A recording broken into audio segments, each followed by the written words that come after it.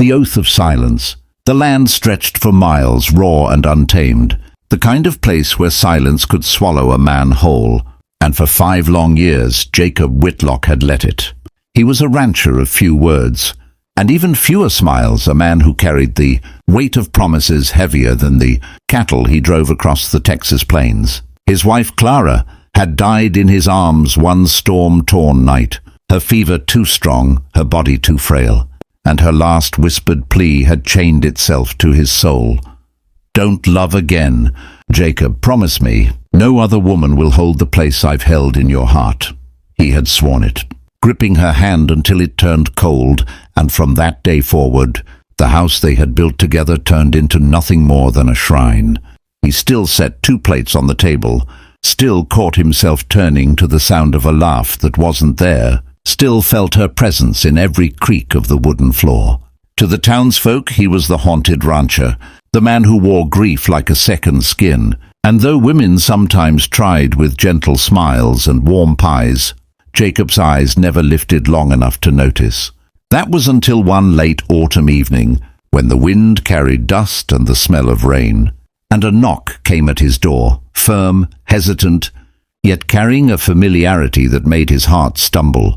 When he opened it, the world seemed to tilt, for standing there with travel-worn boots and eyes that mirrored his wife's was Eliza, Clara's younger sister, the one who had vanished years ago chasing dreams of her own. She looked both like Clara and not like her, softer in places, sharper in others, the kind of beauty that unsettled him because it felt like seeing a ghost in a different light. "Jacob," she whispered, as if she too was seeing a spectre. I had nowhere else to go. He wanted to slam the door, to shut out the storm she brought with her presence. But his oath burned hotter than his manners, and Clara's voice seemed to echo in the rafters, daring him to hold the line. Yet his heart, long starved of warmth, gave a traitorous flutter. Eliza stepped inside, her gaze sweeping the home that still bore.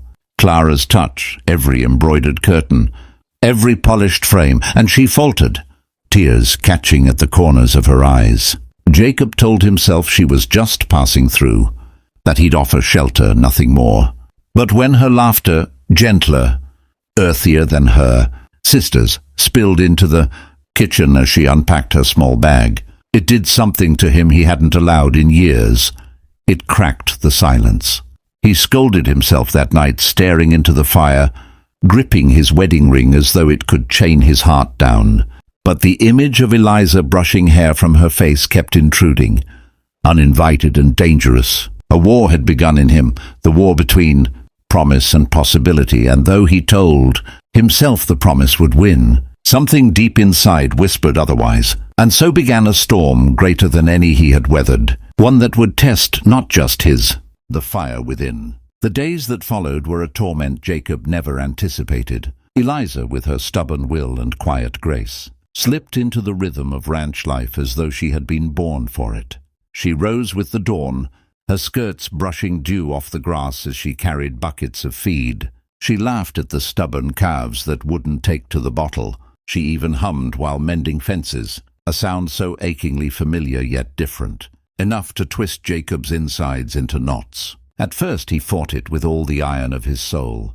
He barked at her for working too hard, for singing when silence felt safer, for touching Clara's piano as though it still belonged to the living. But Eliza never flinched. She looked him in the eye in a way no one else dared, as if she knew the battlefield inside him and was unafraid to walk into it.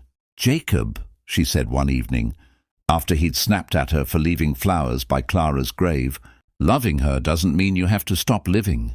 He froze, the words striking him harder than a branding iron, because hadn't he been doing just that, half alive, chained to a promise that felt less like honor and more like a prison? Yet still Clara's voice haunted him, that vow he had spoken with every ounce of sincerity in his soul. But at night, when he sat alone, Eliza's presence pressed in on him, undeniable, and he wondered if Clara had truly meant to bind him forever, or if the vow had been born of fear in her final moments. The breaking point came on a night when the skies opened and rain lashed the land, flooding the lower pasture. Jacob saddled his horse and rode out, only to find Eliza had beaten him there, wrestling a stranded calf from the rising water.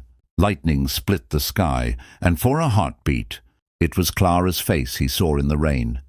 But when he pulled Eliza close, both of them soaked and trembling, it was her warmth, her steady strength that held him upright.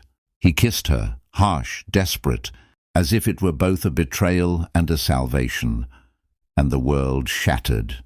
When he pulled back, guilt tore at him, but Eliza only touched his cheek and whispered, "You're allowed.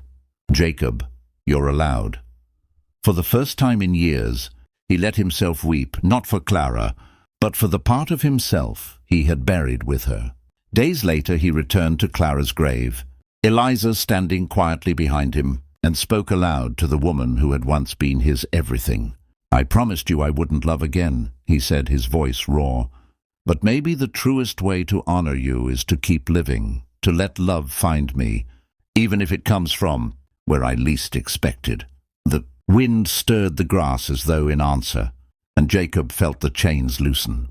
When he turned, Eliza's eyes were waiting, not to replace Clara, but to walk with him into a future Clara would have wanted him to embrace. And so, the rancher who had promised silence found his voice again, and in that voice lay not betrayal, but rebirth.